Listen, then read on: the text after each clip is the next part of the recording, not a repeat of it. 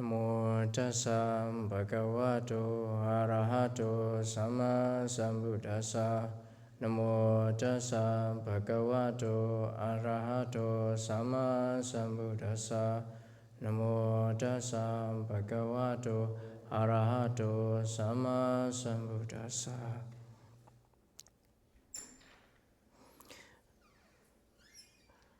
So last week we studied the lesson, the benefit of love. So love here is metta love, the limitless love. Love have no boundary. So the metta have the benefits for this life, like we sleep well, wake up happily, not have bad dreams. Human love you. Non-human also love you, deity protect you, you not be harmed by fire, poison, and plague, and you get into the concentration easily, the face is clear and bright, and you don't feel lost when you light, and if you're not getting any higher level like Arahant, you will born in the realm of Brahma. And practice metta love also help you to prevent the unwholesome karma that may cause the bad consequence in the future. So that is the last week lesson. So today's lesson is based on the true story. As you know that our temple, in the Katina day, so one of the leader of the group donor Katina this year, when she came to the temple, she saw that our road pathway not so balanced and rocky and so many dangers, especially for the elders. So she discussed with her friend in Vietnam and asked for permission that they call for the donation to asphalt the road and make it safety for everyone. So some devotee also join in and participate and make the road, and somebody also lend us so that we can have the road before everything. They collect enough money, so that we can have a safe and beautiful road before coming the event, before the coming event like Tet New Year's coming on January. So it is benefit for everyone, not just only the temple, but benefit for everyone when they come to the temple, especially the senior, they can walk on the safe road and beautiful too. So that is, I see the story like this, and I found that it's similar to one of the story in the Buddha time. So that's why we have today's topic, the path to heaven. So when we talk about heaven, we talk about one famous deity, one famous deva that we often see in the Buddhist story. He's called Sakka Devanamenta. So Inda mean the lower, the chief. Devanam is of the deva, so he's the chief of the deva. So he's the Sakka, the chief of the deva. So in the Samyutta Nikaya, the collection of connected discourse, the Buddha talk about how he get to this position. So there is 7 vows that he practiced, that he undertook and accomplished when he was a human to get this position, the chief of the deva. The first one, as long as I live, may I support my parents. As long as I live, may I support my parents. So I took another explanation in another sutta.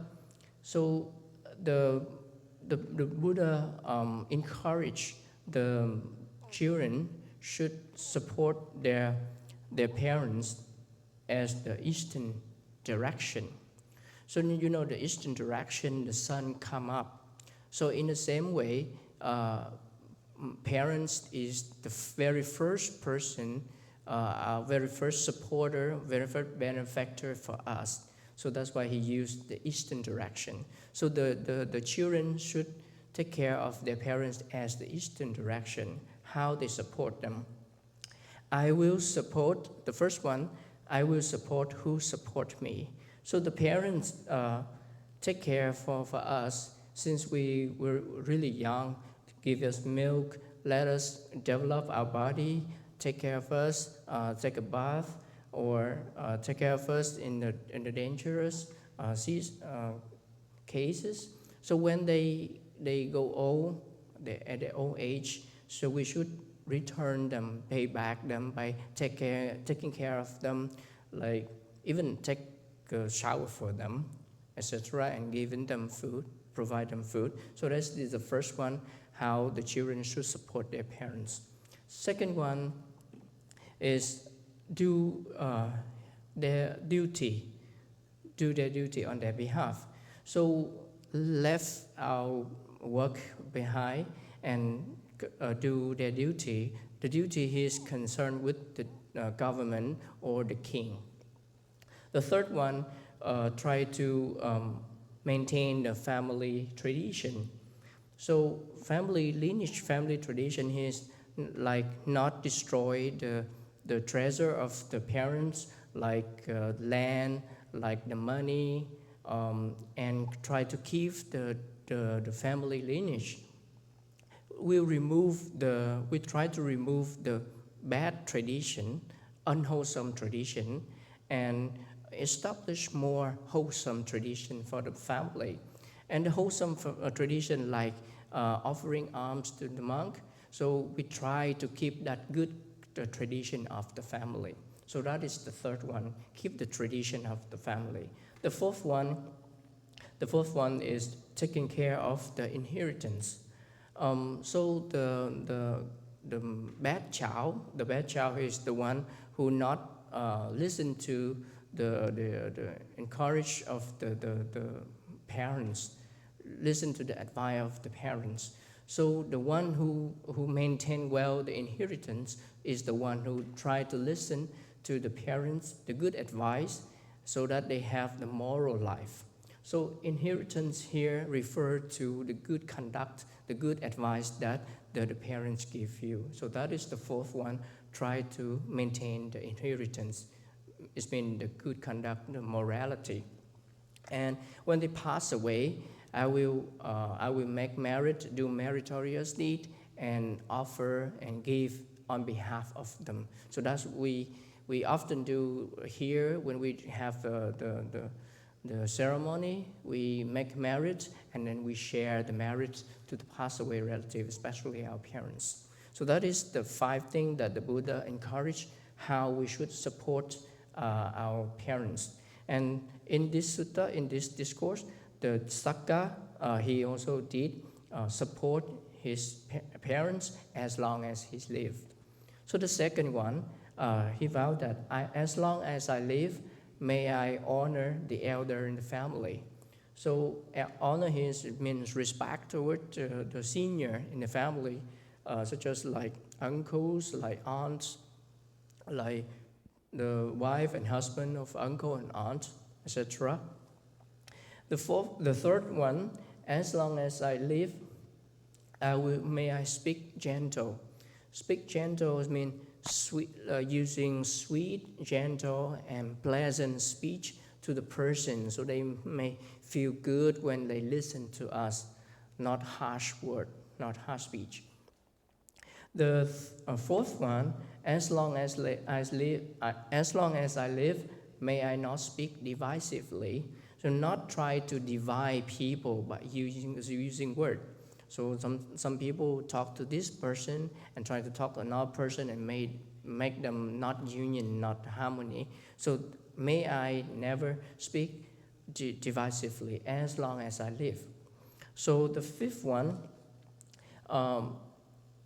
as long as I live, may I live at home, get rid of the stain of stinginess.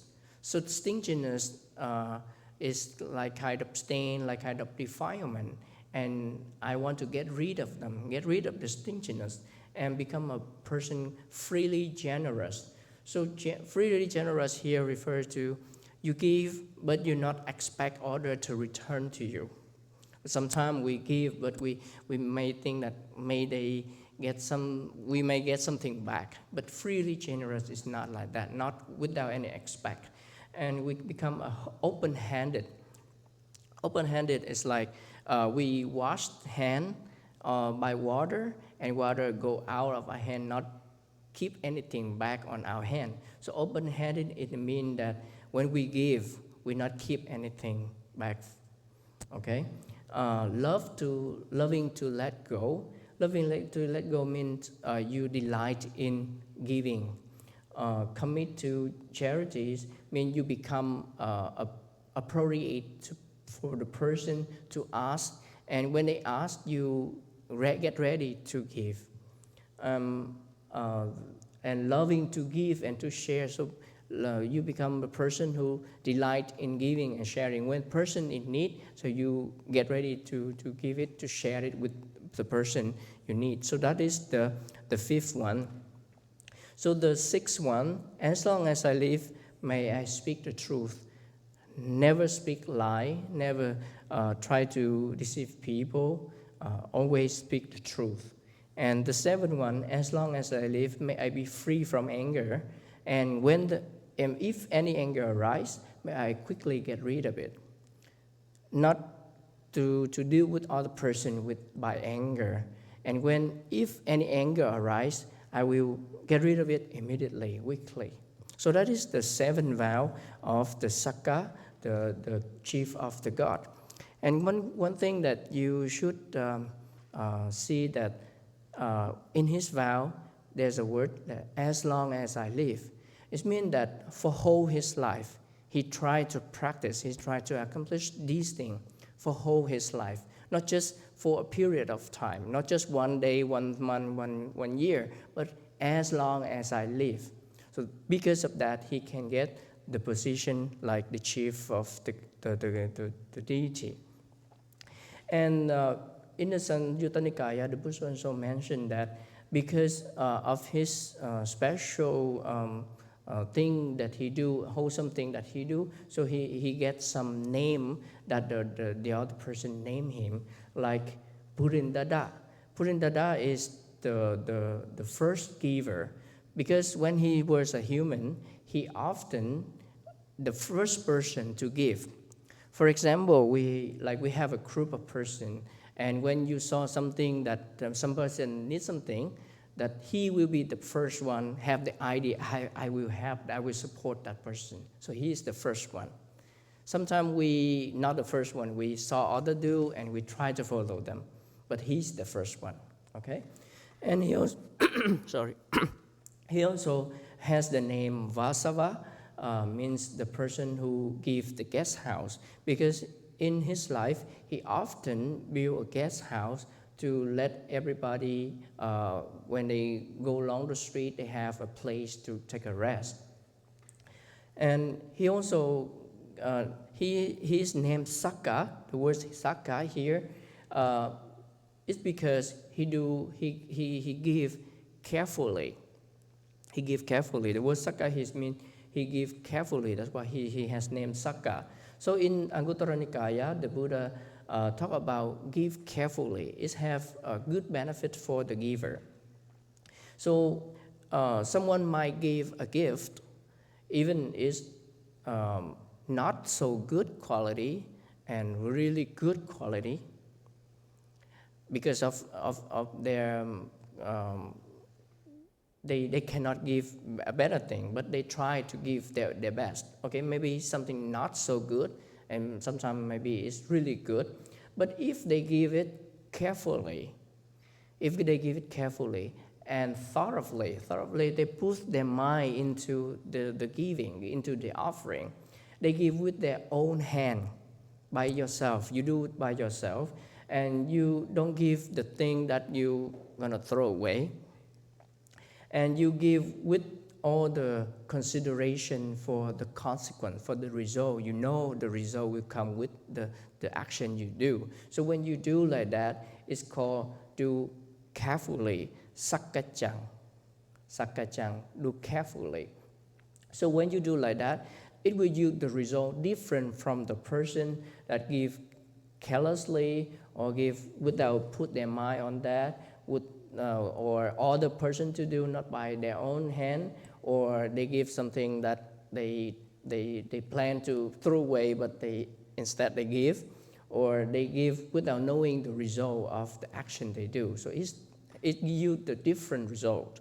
And how different? So when the result, when the consequence yield the result, their mind will incline toward the enjoyment of better food, of good quality food, good quality clothes, good quality vehicle, and better enjoyment for 5-cent store, and even more that their children, their partner, husband, wife, or their servant and their worker want to listen to them, and want to give their ear to listen to them, and want to understand what they say. So that is the great benefit of the person who give but with carefully, who do the thing with carefully. So the Sakka, when he offer, when he give carefully. So that's why he has the name Sakka. And now we talk about the story of Sakka written down in the commentary of Dhammapada. So when he was a human being, he's called Magga. He's a man called Magga, a young man called Magga. That's why he has another name in the discourse called Maggawa when he was Sakka. When he was the chief of God, he is also called Maggawa. And so the young man Sakka, he's in the Machala village, and he have an idea that he clean an empty place in the village for every person when they travel in there. They have a place not so dirty to get rest or to warm them up in the winter like this. They also have a place like that. And he have the idea that when he go to the palace to meet the king, he also pay homage to the god, the moon god and the sun god. And he have the idea that how the king got the position, the god, the deity that get that position like that. They may do something good in the past, and now they get that position. So I also want to get that position like them. So he think like that. So he tried to do more and more wholesome deed. Like he go to the road, and he found some road not so balanced, not so good. So he tried to take the rock on the road that make the road not balanced, not safe. And she tried to remove some branches on the rock, and she make it smooth and safely for everyone to walk, to go by. He also make a guest house at the crossroad, so everybody can take a rest, can warm them up. He also tried to rebuild, to fix the bridge, to cross the river for everyone, and try to dig like the pond for everyone to feel fresh when they travel. And he do like that. It take him a lot of time, the whole day. So some people ask him that, why you spend the whole day like this? What are you doing? So he answered that, I try to do the wholesome deed, the meritorious deed, punya kamma. And I clean the way to the heaven. I clean my way, clean my path to the heaven. Sakga gami magga. So clean the way to the heaven. So do you know what punya is? Do you know what merit is?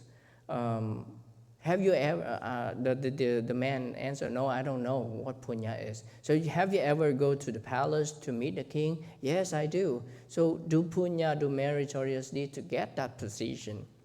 Have you ever know about the moon god and the sun god? Yes, I know. So do meritorious deed to get that position. I do it to get that position. So when he doing like that day by day, and so many people know about that, and they join him and become a group of 33 person. 33 person. Then later, there's a head of the village. He saw this group working like that. He doesn't like, because it encouraged many person to do good deed, and he lost his money because he often have tax money from the person drunk or the hunter. So he's lost his tax money. So he tried to do something against them, talk bad about them to the king. There's a group of men. In the morning, they stay in the forest. In the morning, they stay in the forest, and at night, they come home. And during dinner time, they discuss with each other, tomorrow we will do this, we will do that, we will dig the pond, we will fix the bridge, we make the road like this, and not let the king know, not to bother the king. And the king consider, he afraid they perform a group of robbers. See, and when the rumor spread out like that, their wife, the group of 33 person, their wife heard about that, so they tell each other, oh, not so good. We stay in the forest most of the time like this. People we must misunderstand. So we not to encourage, increase or develop anything in our house. Just focus to do wholesome deed only. But then they cannot prevent that. The king listened to the village, the head of the village. So he ordered a punishment, like to be smashed by the elephant. Smashed by elephant, like put them under the ground, just leave the head on and stump. Yeah. So let the elephant go pass by. Yeah, kill them by that way. So when they are in that situation, Maga talked to his friend. So what our word can do right now, what our speech can do right now. So do you think that we are a group of robbers? So his friend answered, no, we don't. So now we should use the power of the truth. The power of the truth is translated in Pali, Satya Kiriya. So when you read the Buddhist discourses, you may know that there are some story that we use the power of the truth. Like when we go to the hospital a few weeks ago to visit our devotee, there also the sutta that we chant, may the power of this truth, may this person getting better. So in the same way, in this story, Maga and his friend use the power of the truth. If we are robber, so let the elephant kill us. If not, so there's no killing. So when they use with the power of the truth like that, strongly believe like that, the elephant feels scared and doesn't want to go pass by them, feel scared, and then run away. So everybody gets surprised, especially the king. So the king say that maybe the elephant sees something, so try to cover them, so elephant not scared and then can do his job. But then when they get covered, they try to speak it out loud again, and this time also the elephant afraid of them and cannot go pass by, kill them. So later the king asked, what mantra, what spell that you use, that magic spell that you use, that the elephant is so afraid of you. So we don't use any spell, we just speak the truth. So they explain to the king about the truth, what they have done. And then now at this time, the king feels embarrassed because he feels like he's worse than the elephant, worse than the animal, because animal can feel the good person and he cannot. So later on, the king reward them with a lot of things so that they can continue their wholesome deed. So in the Dhammapada, the Buddha, given in short, Magawa is the name of Sakka. Magawa became the chief of the devas by means of diligence. People praise diligence while negligence is always deplored. So diligence appamada means you get focused on, continue to do your job. Can be understood like giving more effort in a good way. Not to neglect a good deed, a wholesome deed. Try to diligently in a wholesome way. So that is what Maga do. Even he get trouble, tired, take a lot of time for him, but because he give the safety and easy and comfort to everybody, so he and his group try to do this again and again. So in the Samyutta Nikaya, the Buddha said that giving a vehicle, you give happiness. So vehicle is not only mean car and cart only. It includes car and cart.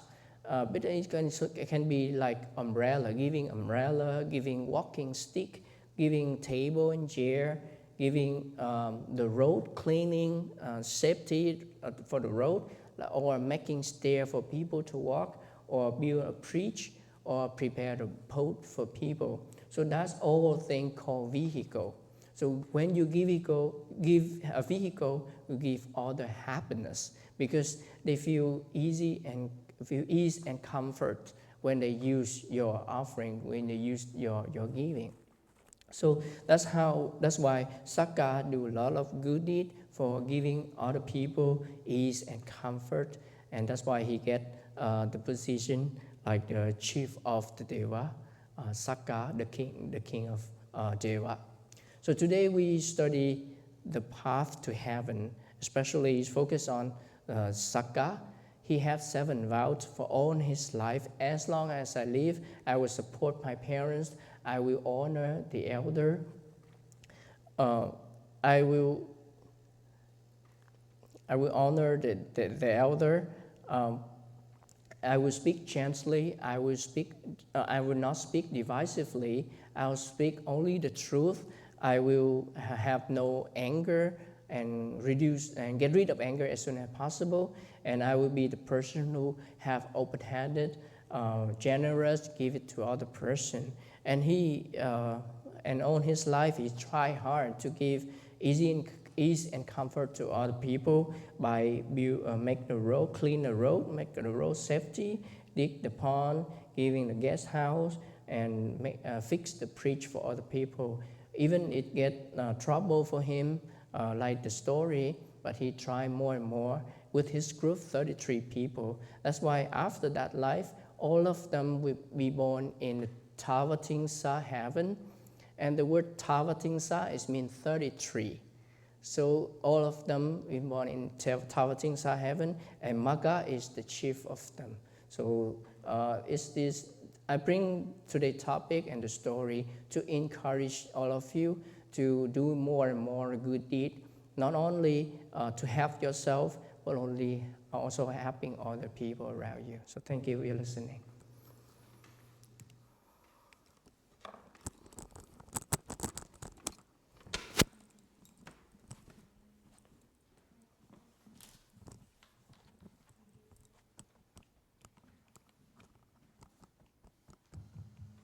Okay, last week we learned about metta, the loving kindness, and this week we learn about punya, or we call marriage. And Merit also has to do with heaven, the good destination where we born, where we have abundant punya. And as a lot of us know about heaven, I think we basically only know one heaven, but according to Buddhism, there's many realms of heaven, and among that heaven, there's a name called Tawatimsa, which is the heaven of 33.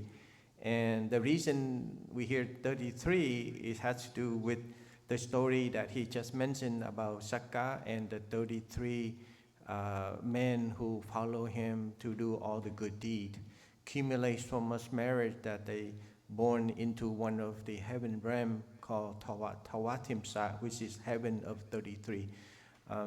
That we know. So as you know, in Buddhist culture, we talk about punya a lot.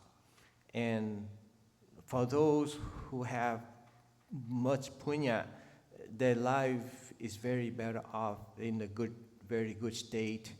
But the one who lack punya, the one who face a lot of hardship, and we often look around ourselves and we wonder, how come these people end up so much better from the day they were born? They born in a very rich family, look like in the silver, what's it called, silver spoon? You know, basically in Vietnam, in Asian culture, we say born in with the golden spoon. We mean like from the day you were born to the day you die, you basically live above everyone, you know, with luxury and good things. And you look, on the other hand, you look at some people the day they're born that don't have enough food to eat, don't have enough clothes to wear, live in a place, you know, very filthy, nothing to cover their head, above the head. And you wonder why it's so big difference. And now in Buddhist culture, we see that these are the ones who have good punya and the ones who have lack punya. And how do we get punya? Do we wait for someone to grant us the favor, or you just have to be proactive? If you wait for someone to grant you the favor, that can be very disappointing and it can be a long wait. But if you are proactive, you go out there, you make it, just like you go to work. You earn money, you earn food, rather than waiting for somebody to drop, help, aid, right? So the same way in Buddhism is called karma. You know, you have to act on it. You have to work on it to get the result. And he pointed out that the young man called Mecca, he has this idea and he has this heart that he willing to go out and fix the road, build house, and sometimes doesn't have to be luxury. You know, you can actually raise a hut or whatever in your own capacity to build something. And then, you know, when the traveler walk by in a very hot or rainy day, they have something to shelter. So it doesn't take much. With your own creativity and with your own effort, you could make something to help others to have comfort. And because of this intention, he built, and eventually many follow him. And in this story there was 33 follow this. And then when he passed away, when he died, with all the punya that he accumulated, would bring so much comfort to a lot of people. He was born in heaven. And because he's the one who give out and he's the leader, he earned so much punya, he became the king in that realm, and the people who follow him also being in that realm. That's why I call the heaven of 33. And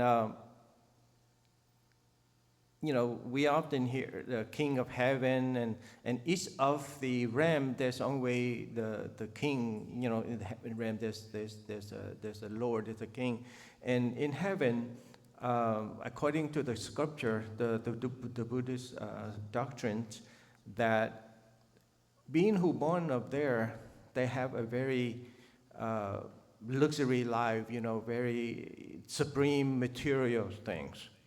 And beside the Supreme Person, they also have the power, have a, how's it called, the, they have this, capability, the power, and their complexion is radiant, very beautiful complexion. And the higher, the heaven realm, the more powerful that you get, and the radiant is even more supreme. And among those, stand out the one that has the most, stand out with the most power, most radiant. That one will become the king. They are not going to be like in human realm that been ascend, descend from the heritage or been voted. They just born with the capability, and because of the power, they become the king among all the deva. You know what I mean? So looks material-wise, they don't have to work for it. It's just available and abundant for them to use because of their punya. And the one who has more of somehow, they have, outstanding, that's the one become the king of all that. They're not going to inherit from anyone. They're not going to get voted by other being up there. And if they have better, more, they will go to a different realm, higher realm than heaven realm, as you know. So in the Buddhist culture, when I practiced in Myanmar, the country called Burma, I noticed a lot of people, they build huts, they build houses in the village for people to rest or to come to sit together, because sometimes people have the capability, the villagers, sometimes they're very poor, they don't have a place, they can't afford it, so these people build charity houses for them to go, and they also fix the road. They even have terracotta pot of water on the street. This is the first time I noticed, and I wonder why everywhere we go there's a pot of water on the road. And I was explained that, when, in the summertime, it's very, very hot in Burma. And if you walk by, if you're on a journey, you get very thirsty, and you don't have money to buy water. So the kettle water available for them to drink. And that's kind of thing. So later on, I learned it in the doctrine that it mentioned about this kind of thing. And the Buddhists who understand the doctrine, they carry out, this is the way, show them how to make punya, to improve their life in this life and the future life. So they've done that. They often clear the road, the pathway, or even if they have money, they pave the road, make it safe and comfortable for people, things like that. So I learned, this is what they got it from, the doctrine, from what we learned today. That's why it's very impressive, and it's admiring. And so we often call each other to do this kind of thing to support it. So that's very encouraging. But a lot of people complain that, saying that, making punya, sometimes we don't have, enough resource. We don't have enough food to eat, don't have enough thing to wear, clothes to wear, so how can we go out and give to others? We just mentioned it. If you want to do it, there's always ways to do it. Like he's saying that sometimes you raise the hut, you can go in the forest and pick up like wood and something, raise it up and make a hut. It's still doable without cost anything. Or you can, some people say, I can't make the road. You can sweep the road. So many things. If you want to do it, there's always a way to do it, and always a way to make punya. Right? It depends on the willing, the intention that you want to do. Okay, so don't ever get an excuse that, I don't have money, I'm poor, I cannot give, I can only take. Okay, if someone make punya, give it to you, that's great. He's the one who make the punya. You're the one not taking the punya, then your life is not going to get better. So get on with the game. Do your part and make punya, however that you think is useful for others, with your own hand, your effort. Okay. And I just want to talk about the what should I say, severity? I wouldn't say severity in the good term. When you do good deed, let's say in this room we have 1, 2, 3, 4, 5, 6, 7, include us monk, 9. So if we all 9 people in this room to do the same thing, to do one same good deed together, and the result gonna be 9 different ways. You know why? You know why 9 of us do one thing? Let's say that we have a good deed, like make roof offering. Last time we do the roof offering, we all do the same thing. And let's say that 9 of us doing it, and it will yield 9 different ways. You know why? Because he mentioned it right now that when you do it, do you have the good intention to do it? Do you have the knowledge to do it? Do you have the mindfulness while you're doing it? Do you have the pure mind when you're doing it?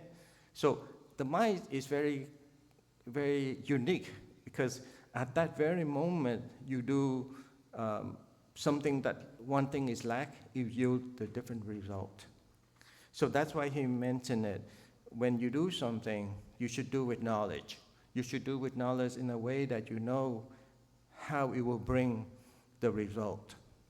And you do it with respect. You know, you do it, you hand it over with all the respect, or you just say, here, you just toss it, or you know, so many ways people give without the respect, or you do with a little bit, you know, upset mind, even though you not upset with other that you give, you upset because your wife or husband give you a hard day, and then you come to the temple to do the donation. You're not upset at the people you give, but you should have that impure mind at the time when you give. Just bit by bit like that will add up and make the difference in the outcome. That's why all of us, 9 of us here, we have different karma. No one is the same. You know, not everyone is the same. We are unique like that. So when you do wholesome deed, make sure you follow the guideline, and then try to keep it up so that the result you reap should be the most out of it. Okay?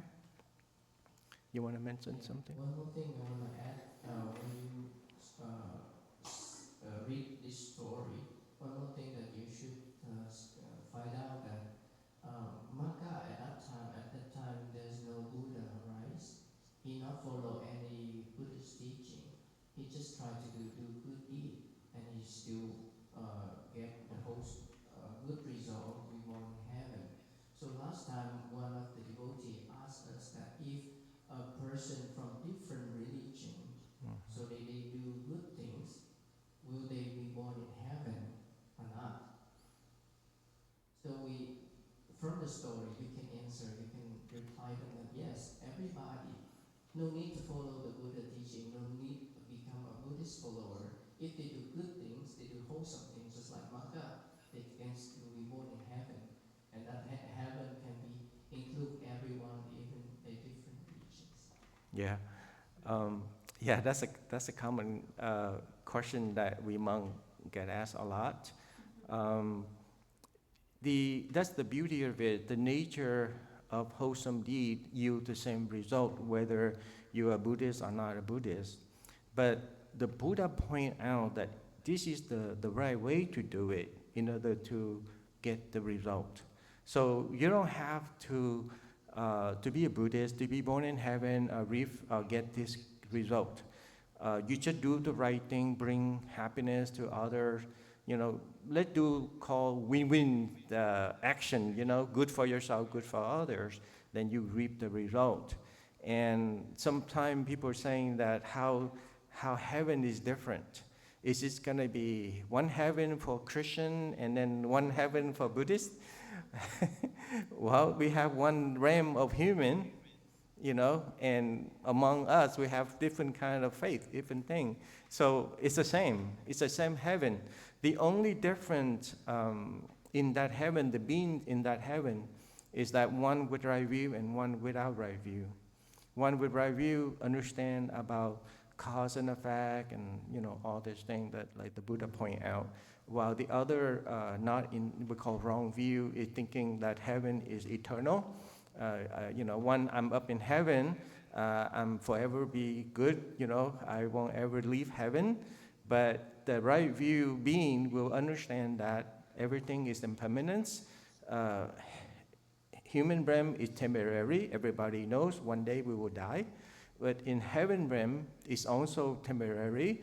Eventually, they will run out of the lifespan or their merit. They will, you know, fall down again. They will, you know, go to be rebirth.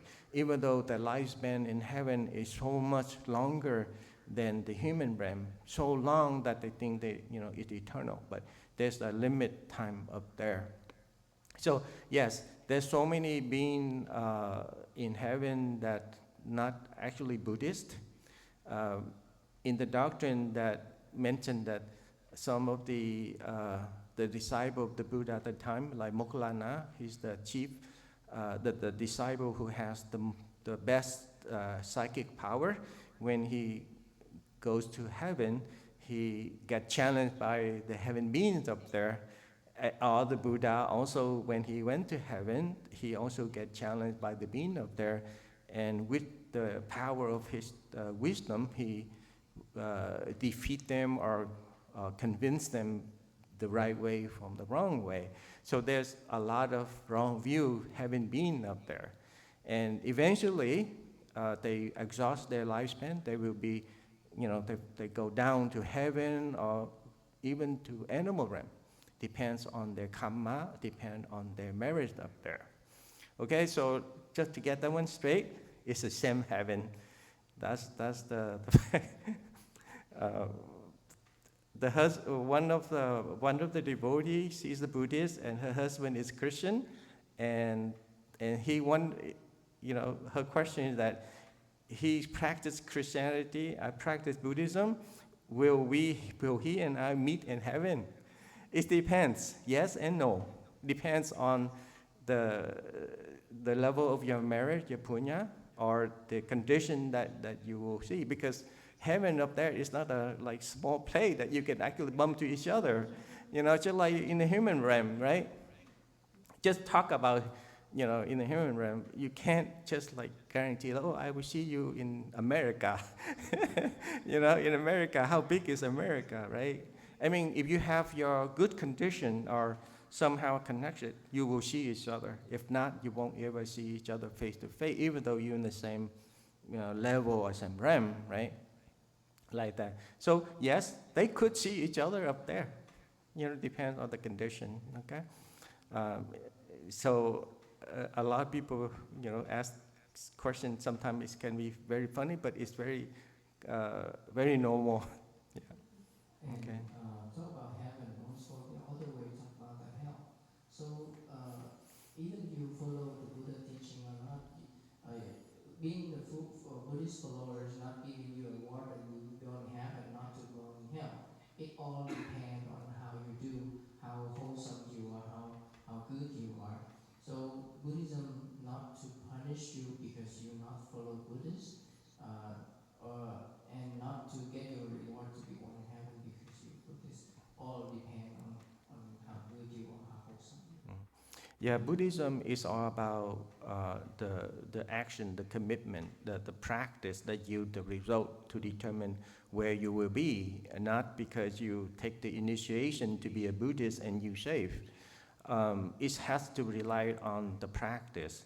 So it's different from other faith that you need to be initiated to have the benefit, not in Buddhist perspective. But how is different from the one who took the initiation or the refuge and the one who don't? The one who took the initiation is the one who make a commitment, they make the determination that I will be consistent and persistent with the practice at all time. That's more like a commitment that you make a commit to yourself and to the practice, so you won't off track. If you off track, you may be on the wrong path, and if you're on the wrong path, it leads to the result of unhappiness, for example. That's the only difference. That's why when people who come to the temple, come to us monks, ask for the initiation, we let them, practice and see how it goes, and then we encourage them and explain, they know exactly what to do. That's the only way. We don't go door to door and impose, Buddhism on other people. We just let them come to us, and when you start doing the initiation, I call it the taking the refuge, you have to ask for it. I cannot make you do it. You have to request. And not just only one time, but you have 3 times. One time can be, a mistake. 2 times can be kind of doubtful, but 3 times has to be certain. So you have to ask 3 times in order to be initiated, like that. So he mentioned that being a Buddhist is not a favor that you be guaranteed to be in heaven or be well off, or a ticket that prevents you from more in hell. No, like that. It's not like that. You can be a Buddhist, call yourself a Buddhist, don't practice, make bad karma, then hell's, you have to go. What happened to the to the sound system? Okay, so and the same way, without the initiation, you practice the right way, and the gate to heaven is still wide open for you, and the hell gate is closed for you. It's all about the practice. Okay. So any questions? Yeah. One last thing I want to add, that he's talk about the pass away of the deity. So during the Buddha time, Sakka already passed away and reborn again as Sakka. Even in the Dikha-nikaya, the collection of long discourses, so Sakka know that his time is almost gone, so he go down to the earth and pay homage to the Buddha and ask for Dhamma talk last time. But after he listened to Dhamma talk, he gained a lot of punya, gained a lot of happiness in rejoicing the Dhamma. So he immediately reborn again as a Sakka, because they spontaneous born. So they just appear again, disappear, reappear again as a Sakka. So in the discourse. Yeah, I just want to elaborate that a little bit, since no one asked questions. So I think this is a very interesting topic. Speaking of Sakka, the king of heaven, 33 heaven, when celestial being or devil being, heaven being up there, when they don't die like we do, they don't die sudden death like we do, but they can actually see how their punya start to degrade, to wear out, just like the lamp, the oil start to drain, and then they will see that. So normally they notice, their time about to finish. So for Sakka, the king of heaven, he knows that his term or his time about to finish. So he's the one who loved making punya, right? So that's how he got up there to begin with. So he immediately descend to human realm and tried to make punya. So he tried to accumulate, he make punya more, accumulate more. So he got so much, his status redeemed, before he lose his king, his status as a king of heaven 33.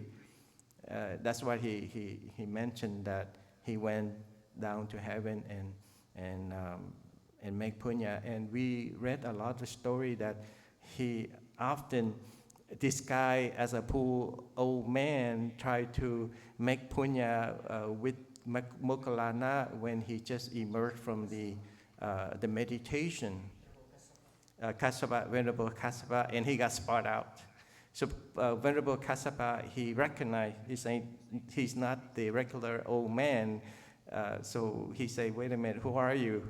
usually the beggar have that smell of a beggar, but he doesn't have the sense of a beggar. He have a sense of a heaven being, very fragrant heaven being up there. They don't use perfume like we do here, okay? So the fragrance is natural to them. They just, So he has this fragrance that not from human. So Venerable Kassapa asked him, he has psychic power already. He knows this one is not, he knows this is Shaka. So he asked, hey, not hey, but like, who are you? You are not the poor, the beggar. So eventually, Shaka realized, oh, I got, I got noticed, I got recognized. So he transformed him back to heaven being with a very radiant complexion and pay respect to Venerable Kassapa. And he said, dear Venerable Kassapa, I do need punya too. I need to make punya. And Venerable Kassapa said, no, you have to leave opportunity for other to make punya by giving alms to the Venerable Kassapa. So as you see, King Sakka, the king of 33 heaven, also loved to make punya like that. So there you go now that you learn about punya. Go ahead. You say the same, the Buddhist and Christian is the same heaven, right? And but the Buddhist and the first one can go Nibbana. Oh yes. Samsara. So heaven is just one realm, like the realm that we stay here.